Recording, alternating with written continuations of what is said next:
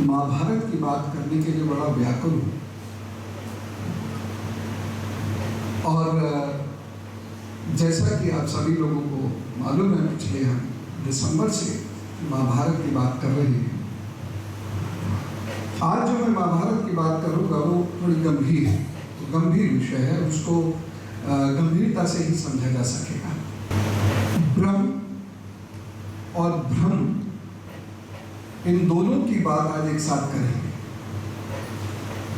और इसको बहुत गहराई से समझने की आवश्यकता है, क्योंकि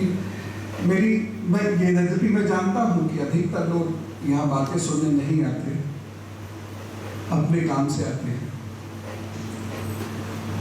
फिर भी मैं पकड़ के बातें सुनाता हूँ। आप उठ के ना चले जाएं, इसीलिए ये सारे बच्चे सुंदर भजन सुनाते हैं, क्योंकि मुझे लगता है किसी एक आश्रम का कर्तव्य है मनुष्य को धर्म मार्ग दिखाना और ना कि बबूते बांटना। तो ठीक है, आप अपनी परेशानियां आदि भी कहिए, लेकिन केवल यही ना होके रह जाए और हम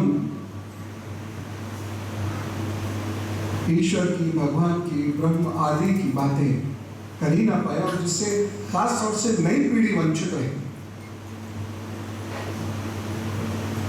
इसीलिए मैं अपनी इज्जत नहीं छोड़ता।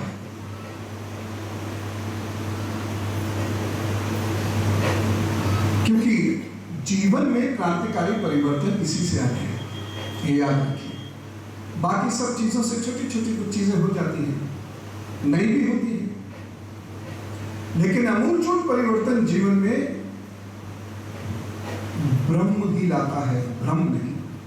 और यही मेरा प्रयत्न है, कम से कम जो इग्नाइटेड माइंड्स हैं, जो युवा मस्तिष्क हैं, या वो लोग हैं जो प्रभु पथ पर चलना चाहते हैं, वह इन बातों को गहराई से समझें, क्योंकि न जाने कौन सा एक वाक्य उनका जीवन बदल देगा। तो मैं सोच रहा था महाभारत में हम कुछ बात करेंगे, लेकिन अचानक विचार श्रृंखला मेरी बदल गई। मेरे साथ अक्सर होता है, और ये मैंने बिल्कुल प्रारंभ में ही कहा था कि कथा तो पूरी पुस्तक है कि कोई भी खरीद सकता है, 150-175 रुपए की होगी। तमाम पुस्तकें हैं जिसमें कथाएं हैं। कथाएं सुनना, कहना, ये कोई बहुत बड़ी बात नहीं है, लेकिन महर्षि व्यास जी ने जो रास्ता दिखाया वो कुछ और है। वो कथाओं का विस्तार नहीं है, वह कुछ और है। जब मैं आज महाभारत के पन्ने पलट रहा था तो उसमें स्वर्गारोहण पर्व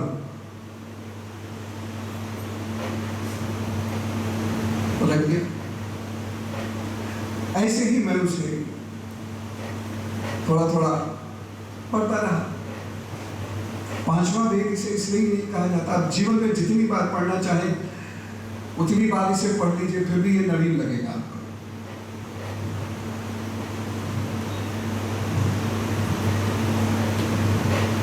तो वहां पर एक प्रसंग आता है, और जब भी मैं इस प्रसंग को पढ़ता हूं मैं बड़ा उद्वेलित हो जाता हूं।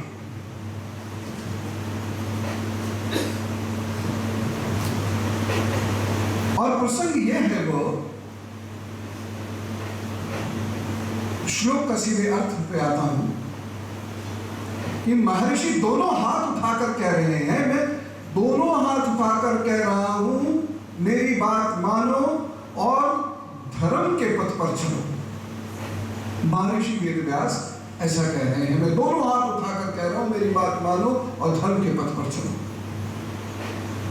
ये बात कहीं अंदर तक द्वेलित करती है, कहीं अंदर तक आपको बेचैन कर देगी, कि क्योंकि हमारे अंदर एक अजीब सी वृत्ति होती है कि जो कुछ भी पुराना था वो सब बहुत अच्छा है, जो कुछ प्राचीन है जीवन वही था, और जो कुछ नवीन है मृत्यु यही है। ये हमारी एक वृत्ति है, और ये जीवन की बहुत बड़ी भ्रांति है। कई बार लोग मुझसे कहते हैं पुराने ज़माने में ये था तो ये बड़ा अच्छा था, पुराने ज़माने में ये था तो ये बड़ा अच्छा था। तो मैं उनसे पूछता हूँ भेज दूँ? मैं जितनी आध्यात्मिक शक्तियां मेरे पास या मेरे दोस्तों के पास होंगी ले लेता हूं और आपको भेज देता हूं उस पुराने ज़माने में, जाओगे? आज तक एक भी तैयार नहीं हुआ, क्योंकि उन्हें भी पता है बातें करने के लिए ये बहुत अच्छा है, लेकिन ये असंभव है। और अगर वही ऑर्डर इतना अच्छा रहता तो कभी भी न्यू ऑर्डर नहीं आता। मैं फिलहाल इस बात को यही रोक रहा हूं, उस पर विवेचना नहीं है, आज विस्तार इस पर नहीं है, विस्तार दूसरी चीज पर है। तो अब यह समझ में नहीं आ रहा कि महर्षि वेद व्यास स्वयं कह रहे हैं उस युग के लोगों से धर्म का पालन करो। मैं दोनों हाथ उठाकर आप सभी लोगों से ये प्रार्थना कर रहा हूं, निवेदन कर रहा हूं। अब यहां कुछ चीजें हम सोचने के लिए मजबूर होते हैं, और यही मैंने सोचा आज आपसे जो बात करता हूं उसका विषय रखता हूं ब्रह्म, भ्रम और धर्म। बाकी सारी चीजें मैंने सोचा अगली बार करूंगा। सोचा तो था मैं कर्ण की कथा सुनाऊंगा। ऋषि दुर्वासा के पास कौन सा ऐसा मंत्र था जो उन्होंने कुंती जी को दिया, जिससे कुंती जी किसी ग्रह के आवाहन से गर्भ प्राप्त कर सकती थी। लेकिन चूंकि हमारे पास बहुत समय है, हम वो करेंगे, आराम से करते रहेंगे। लेकिन आज नक्शर में ये बात जरूर करने की इच्छा है। शुरुआत यही से करते हैं, धर्म है क्या?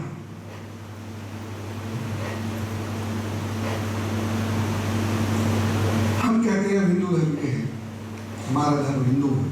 धर्म क्या है? महाभारत में इस पर विशद चर्चा हुई। वो युग भी विचार विहीन लोगों का युग नहीं है। बहुत बड़े बड़े एकेडमिक लोग हैं वहां पर। हम जो पूजा करते हैं क्या ये धर्म है? हम जो स्तुतियां गाते हैं क्या ये धर्म है? मैं आपको जो सुबह सुबह अक्सर उपाय बता देता हूं और आप उपाय करते हैं, तो क्या ये हमारा धर्म है? हम जो चालीसा पढ़ते हैं या जो अभी भजन गाए गए, क्या ये हमारा धर्म है?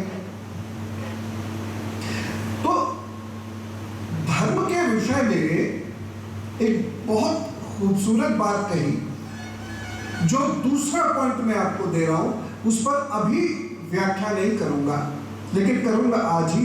धर्मो रक्षति रक्षता। जो धर्म की रक्षा करते हैं, धर्म उनकी रक्षा करता है।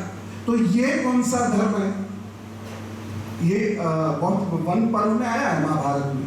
ये कौन सा धर्म है? धर्मो रक्षति रक्षता। ये जो धर्म की रक्षा करते हैं, और इस बात को समझ लें अगर, तो वह सभी लोग जो वास्तव में प्रभु पथ पर चलना चाहते हैं, वह सभी लोग जो जीवन में कुछ क्रांतिकारी कार्य करना चाहते हैं, कुछ बड़ा कार्य करना चाहते हैं, उन लोगों को एक बड़ा रास्ता मिलेगा। और ये मैं इसलिए भी आपसे कह रहा हूं कि मैं अनुभव से बता रहा हूं आपको। इन्हीं छोटी छोटी चीजों से हमको सीखने का मौका मिला।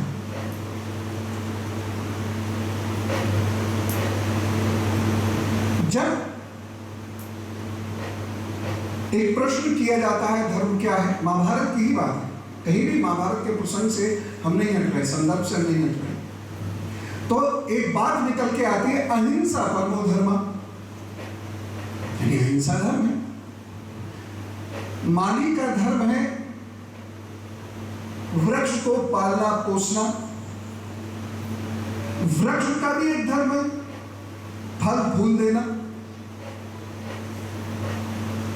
इसके अलावा आपने सुना होगा, कहा होगा, पड़ोसी धर्म, शिष्य धर्म,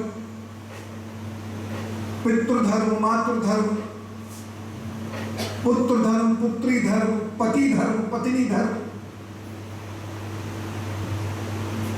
तो अगर ये धर्म है तो हम जो पूजाएं करते हैं फिर वो क्या है? देखिए ये कॉम्प्लिकेशंस को समझना इसलिए बहुत जरूरी है क्योंकि समाज में लगभग 2000 वर्षों से अधिक इसी ही बात की वजह से विकृति आई है और इसे समझने का कोई तैयार नहीं। मैं जानता हूं बहुत सारे बड़े लोगों से, मैं पिछले 20 वर्षों से कहता आ रहा हूं और आगे भी कहता रहूंगा, और मैं जानता हूं वो मुझे बदल देंगे लेकिन अपनी मान्यताएं नहीं बदलेंगे। फिर भी मैं इसको कह रहा हूं क्योंकि यह कहना मेरा धर्म है। यहां पुनः धर्म आ जाता है। तो बोलिए ये धर्म क्या है? मैं हिंदू हूं, मैं हिंदू नहीं हूं।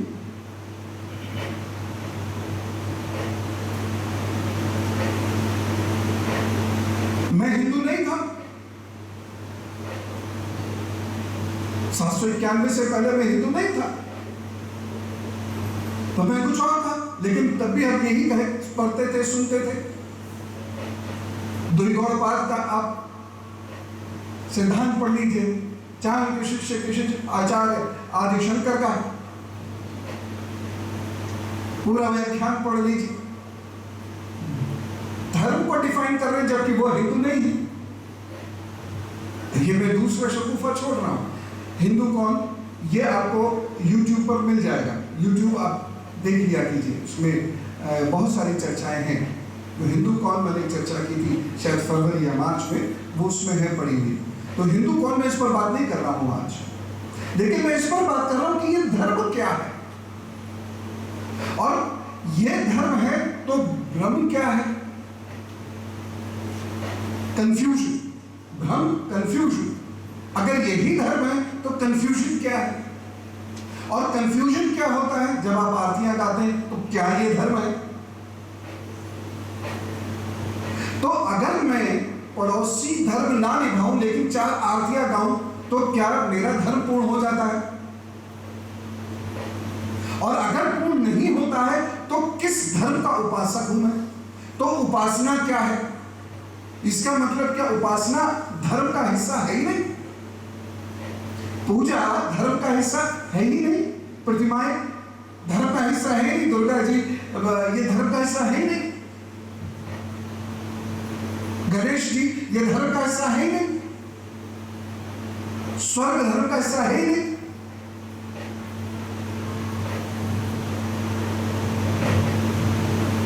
अब इस बात को बहुत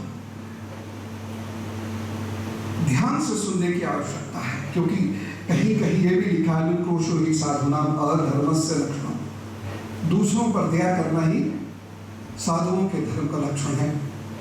इसलिए इस बात को जरा अब आप बहुत ध्यान से सुनिए और मैं बार बार आप सभी से निवेदन करता हूं, जीवन में उलझो मत। जीवन को सरल बनाते चले जाओ, सहज बनाते चले जाओ, उलझना नहीं है। लेकिन यदि आपके विचार स्पष्ट नहीं है तो उलझोगे, क्योंकि व्यक्ति शरीर से तो उलझ नहीं सकता, उलझता विचार से। और विचार ही स्पष्ट करना ये मेरा धर्म है, क्योंकि मैंने 20-25 वर्ष इन अस्पष्ट विचारों के साथ गुजारे हैं और मैं इसको कहता हूं रौरव नरक भयंकर तनाव और परेशानी देता है विचारों का उलझना। और जितना विचार सीधे होते चले जाते हैं हम उतने ही सुखी होते चले जाते हैं। और विशेषकर आज के युग में सुख विचारों से ही गया है और विचारों से ही आएगा। अगर हम ये सोचते हैं कि सुविधाएं खरीदने से सुख आएगा, ये मिथ्या है।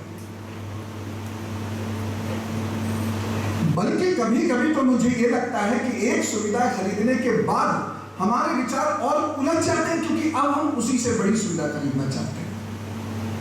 उससे बड़ी सुविधा खरीदने के बाद पुनः विचार और उलझ जाते हैं, क्योंकि अब हम उससे और बड़ी सुविधा खरीदना चाहते हैं। कार सुख नहीं है, सुविधा है। सुख कभी भी भौतिक नहीं हो सकता। सुख एक मानसिक स्थिति है। एक साइकिल पर चलने वाला व्यक्ति भी बहुत सुखी हो सकता है, गाते गुनगुनाते जा सकता है, और वही गाड़ी वाला व्यक्ति भी चीखता चिल्लाता अंदर से द्वेष और मानसिक उलट से गुजरता हुआ जा रहा होता है। वो ठंडे ठंडे बैठा हुआ भी गर्मा रहा होता है, और साइकिल वाला गर्मी गर्मी जा रहा होता है, फिर भी निश्चित और ठंडा होता है।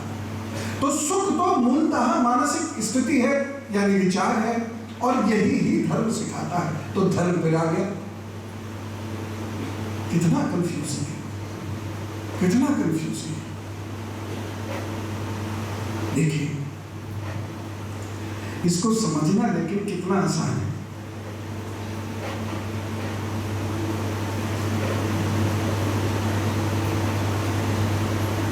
दायित्वों का निर्वहन करना धर्म है। ऐसे समस्त दायित्व जिससे जग प्रसन्न हो, उन दायित्वों का निर्वहन करना धर्म है। जीवन में नैतिकता और नैतिक मूल्यों का निर्वहन करना धर्म है। और प्रभु की दी हुई इस सृष्टि का पालन पोषण करना, संरक्षण और संवर्धन करना, ये धर्म है। मैं जानता हूं जो लोग ये सोच के आए हैं कि आज ये पूछे मकान कब बनेगा, खड़े हो, तो बेचारे रौरव नामक नरक से गुजर रहे होंगे कि ये क्या लेके बैठे, पता ही मजा नहीं आ रहा, और नींद लगा रही है, और सो सकते नहीं, न जाने माइक कब निकल आया। लेकिन मैं यहाँ आने वाले सभी लोगों से बार बार निवेदन करता हूं, आप भी डटे हुए हैं 5 सालों से, 6 सालों से, मैं भी डटा हूं, क्योंकि मुझे मालूम है धर्म क्या है, जो मेरा धर्म है, और मुझे वह धर्म पहुंचाना है। आप आए तो, ना आए तो, 1 आवे तो, 1 लाख आवे तो, मेरा धर्म वही, और मैं वही करता हूं।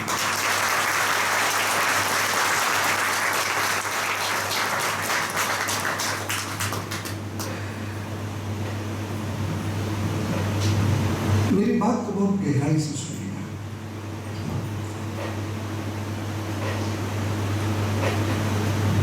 और जिन लोगों को नींद आवे, प्रभु ने और अच्छी नींद दे।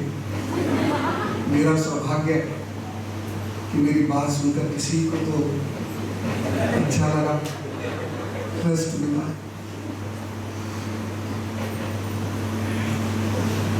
तो नैतिक मूल्यों का पालन करना, नैतिक दायित्वों का पालन करना, मूल्यपरक जीवन जीना, दायित्वों का जो भी दायित्व है हमारा, उसका अच्छे से निर्वहन करना, ये धर्म है, ये हमारा धर्म। इसके अतिरिक्त हमारा अन्य कोई धर्म नहीं है, हमारा ये धर्म है। एक बात। अब दूसरी बात आती है, क्या ये किसी साधारण मनुष्य के बस की बात है? नैतिकता के रास्ते पर चलना किसी साधारण मनुष्य के बस की बात है? नैतिक मूल्यों का पालन करना ये किसी के बस की बात है? नहीं है। चरित्र प्राप्त करना, चरित्र बल, आत्मबल प्राप्त करना, ये किसी के बस की बात है, मनुष्य के बस की बात नहीं है। बेहद कठिन है। वह ज्ञान प्राप्त करना किसी के बस की बात है, नहीं है, बेहद कठिन है।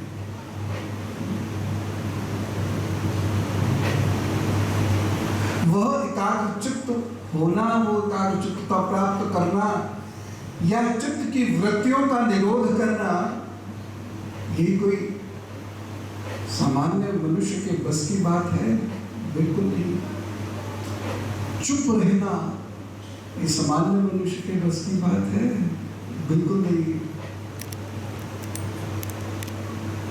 निंदा ना करना ये सामान्य मनुष्य के बस की बात है? बिल्कुल नहीं। अपशब्द ना बोलना, क्रोध ना करना, काम के अधीन ना रहना, ये किसी सामान्य मनुष्य के बस की बात है नहीं। बहुत कठिन, मैं आपको सच बता रहा हूं, बहुत कठिन। मैंने हजारों लोगों को अपनी कसम भी दी, मेरी कसम है आज दिन भर मत बोलना।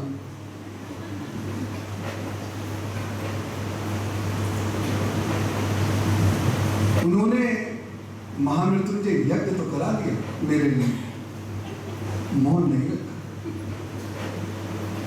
मेरी बात की गहराई समझा? ये मरे ना, कसम देने से कहते हैं ना मर जाएंगे, तो महामृत्युंजय करा लेते हैं इनके लिए, लेकिन बोलेंगे तो जरूर। कितने लोग मेरे सर से लेकर चरणों तक की कसम खा के जाते हैं, लेकिन मैं पिछले 32 सालों में 32 भी ऐसे लोगों से नहीं मिला हूं जिन्होंने उस कसम का सम्मान रखा होगा। 32 वर्षों में 32 लोग, और मेरे गुरुदेव के साथ और भी बड़ी समस्या थी। मैं बहुत बड़े बड़े साधु संतों से मिला हूं जिनके हजारों की संख्या में शिष्य हैं। जब शिष्यों की बात चलती है तो हंस के सिर पे हाथ मारते हैं, कुछ नहीं, क्योंकि ये साधारण मनुष्य के बस की बात है ही नहीं। मैं मजाक नहीं उड़ा रहा हूं, मैं सच्चाई बता रहा हूं। ये बेहद कठिन, ये बेहद कठिन। एक नेक इंसान बनना बहुत मुश्किल है, और बुरे जन्म से ही होते हैं। मनुष्य का तत्व ही अधोगति और है। मनुष्य बेसिकली अच्छा हो ही नहीं सकता, वो गिरेगा तो नीचे ही गिरेगा। फिजिक्स की भाषा में आप उसे gravitation force of the earth कह लीजिए कि जो भी कुछ पृथ्वी पर गिरेगा नीचे ही गिरेगा, और मनुष्य भी अधोगति की तरफ ही जाएगा, इसलिए उसे हर बुरी चीज आकर्षित करेगी, चाहे फिल्म क्यों ना हो। फिल्म में अगर एक नेगेटिव रोल है, विलेन है, और वो थोड़ा सा भी एक्टिंग बेहतर कर गया तो हीरो से ज्यादा डोमिनेट करता है, और उसके प्रति मरने पर श्रद्धा अधिक होती है। भाई ये मर गया, अच्छा तो था, अच्छा हो तो रहा था, इंसान था। ये मनुष्य की एक वृत्ति है, मैं मजाक नहीं उड़ा रहा किसी का, क्योंकि जब तक हम इन वृत्तियों को गहराई से नहीं समझेंगे, हम सतपथ पर जा ही नहीं सकते। और जिस बुद्धि को मैं आज सुलझाने के लिए बैठ गया हूं, यद्यपि ये बड़े सत्संग में नहीं सुलझती है, लेकिन फिर भी एक मेरा आज बहुत मन किया, इसलिए मैं आपसे ये सारी बातें करने बैठ गया।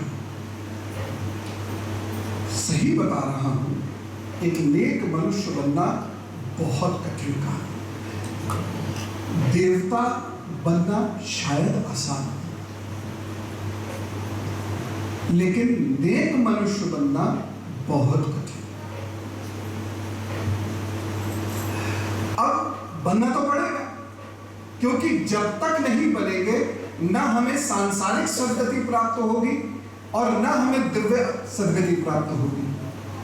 ये दूसरी एक बड़ी समस्या आ गई। पहले तो हम कहते हैं नेक मनुष्य बनना बहुत कठिन है, वास्तव में बहुत कठिन है। बड़े बड़े लोग देखिए, बाहर कुछ होगा कुछ,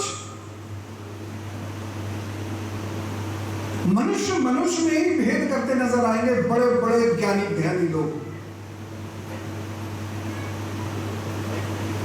अमीरी गरीबी के विप्लव में फंसे हुए नजर आएंगे बड़े बड़े ज्ञानी ध्यानी लोग, because it is very very very difficult to be a good man.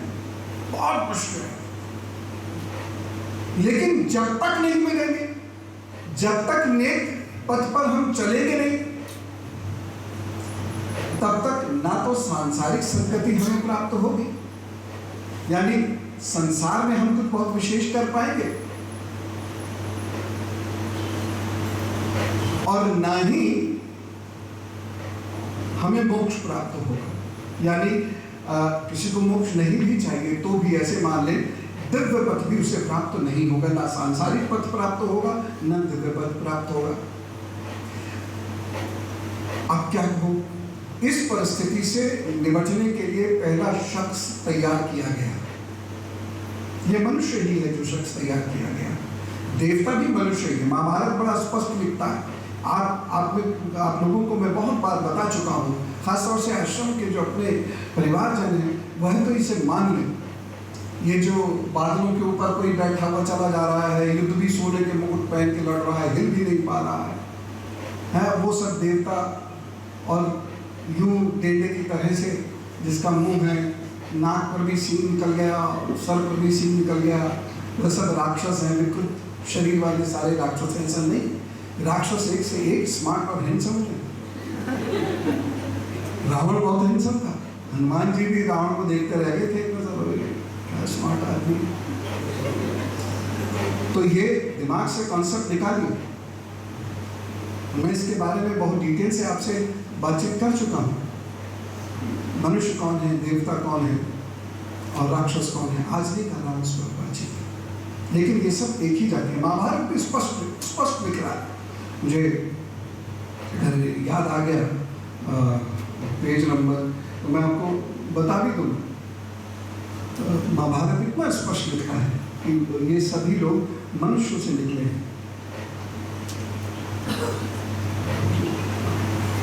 खैर, तो देखिए, याद आ गया मुझे। इस प्रकार देवता, असुर, गंधर्व, अप्सरा और राक्षस अपने अपने अंश से मनुष्य के रूप में उत्पन्न हुए थे। ठीक, अब तो महाभारत भी कह रही है, मैं कह रहा था तो क्या झूठ। तो आप ये कभी मत समझिएगा अप्सरा कुछ और है, ये कहीं से और से बन के आए हैं, या गंधर्व कहीं और से बन के आए, ऐसा कुछ नहीं है। ये सब मनुष्य ही, ये सब मनुष्य ही। तो अब जो प्रथम ऐसा व्यक्ति भेजा गया वह था गुरु, जिसमें ये जो कलेश उत्पन्न हुआ। It's very difficult to be good, but without being good you can do nothing. तो अब ये गुड कैसे हो, व्यक्ति के अंदर अच्छा उत्पन्न कैसे हो, यानी अगर हम बिल्कुल सीधे सीधे कहें तो व्यक्ति के अंदर धर्म की स्थापना हो कैसे, इसको सिखाने के लिए एक विशिष्ट मनुष्य की उत्पत्ति की गई और उस मनुष्य को कहा गया गुरु। हर कोई गुरु नहीं हो सकता, आप ये ध्यान रखिएगा। खैर, लेकिन चूंकि विषय आज का गुरु भी नहीं है, गुरु कौन होता है कभी फिर बात करेंगे। इसे कुछ समय पहले मैंने इसको गुरु पूर्णिमा वाले दिन अपने कार्यक्रम में बताया भी था, इंडिया न्यूज पर जो आता है। तो अब इसमें उस व्यक्ति ने कुछ खोज की। मेरी बात को बहुत ध्यान से सुनिएगा। उस व्यक्ति ने कुछ खोज की और उस व्यक्ति ने खोज कर कर एक सूत्र ये निकाला कि शक्ति के ऊपर एक है पराशक्ति। इस पराशक्ति से जुड़ते ही हमें ब्रह्म प्राप्त होते हैं, भ्रम दूर होते हैं और तब हम नेक बनना शुरू हो जाते हैं।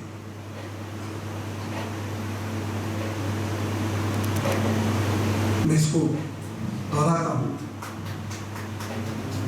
चलो दो की समझ में। उस व्यक्ति ने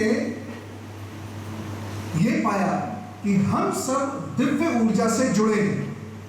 और यहां मैं आपका एक भ्रम तोड़ना चाहूंगा। हम दिव्य ऊर्जा से जुड़े हैं, लेकिन हर पल हर क्षण दिव्य ऊर्जा हमें नहीं चलाती है। ये एक भ्रम है, इसे अपने मन से हटा दीजिए। नहीं तो आप सदा ये कहेंगे कि मैंने किसी का कत्ल थोड़ी किया, वो तो मैया ने करवाया, मैंने रिश्वत थोड़ी मांगी, गणेश जी ने दिलवाई। कहते हैं लोग इसी प्रकार से कह के बचते हैं, मैंने टक्कर थोड़ी मारी, तो विष्णु जी ने लगवाई। तो हम दिव्य ऊर्जा से जुड़े, तब जाके हमारे अंदर वह आत्मबल उत्पन्न होता है जिससे हम नेक बन सकते हैं। अन्यथा कोई भी मनुष्य यदि उसके पूर्व जन्म के कर्म हो तो अलग बात है, अन्यथा कोई भी मनुष्य नेक नहीं बन सकता। ये बहुत डिफिकल्ट है।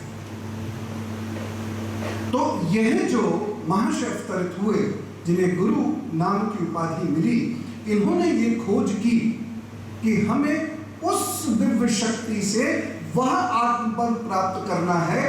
उस प्राप्त किए हुए आत्मबल, आत्मविश्वास, चिंतन इत्यादि से हम अपने चित्त की वृत्तियों का निरोध कर पाएंगे। अन्यथा हम अपने चित्त की वृत्तियों का निरोध नहीं कर सकते, कभी नेक पुरुष बन नहीं सकते, जिसकी वजह से ना तो सांसारिक सद्गति हमें प्राप्त होगी, ना तो संसार में विजय और सुविधाएं हमें प्राप्त होगी, और ना ही हमारा दिव्य ऊर्जा से कभी कोई संपर्क होगा या मोक्ष प्राप्त होगा।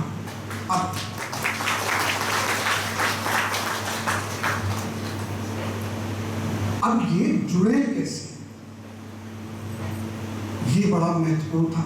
मैं ऋषि पातंजलि का भी यहाँ वर्णन नहीं करूंगा क्योंकि वो बहुत बाद में आए। मैं यहाँ शिव जी का वर्णन करूंगा। हम जुड़े कैसे, अब ये एक बहुत बड़ी समस्या थी।